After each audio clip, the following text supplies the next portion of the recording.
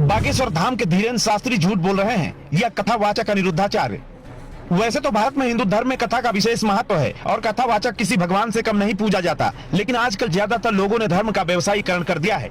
झूठ बोलने और झूठ परोसने के बावजूद भी हम उनके झांसे में आ जाते हैं और भक्त बन जाते हैं।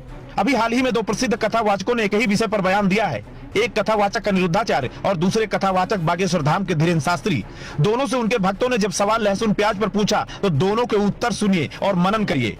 आप कहते हो कि प्याज और लहसुन का त्याग कर दें, तो इसमें दोष का है? हमें ये नहीं समझ में आया अभी तक कि प्याज और लहसुन में दोष का है। वो जमीन में उगता है, जैसे आलू उगते हैं, मूली उगता है, वैसे।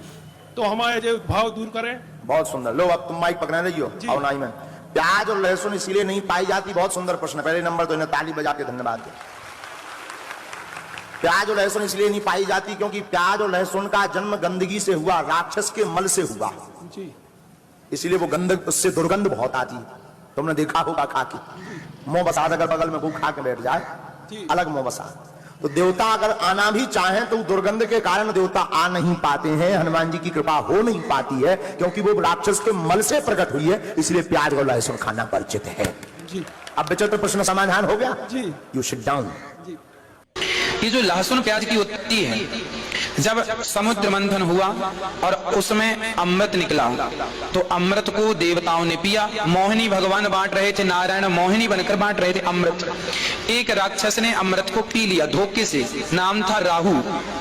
वो देवताओं का रूप बनाया और अमृत को देवताओं के बीच में खड़ा होकर पी लिया।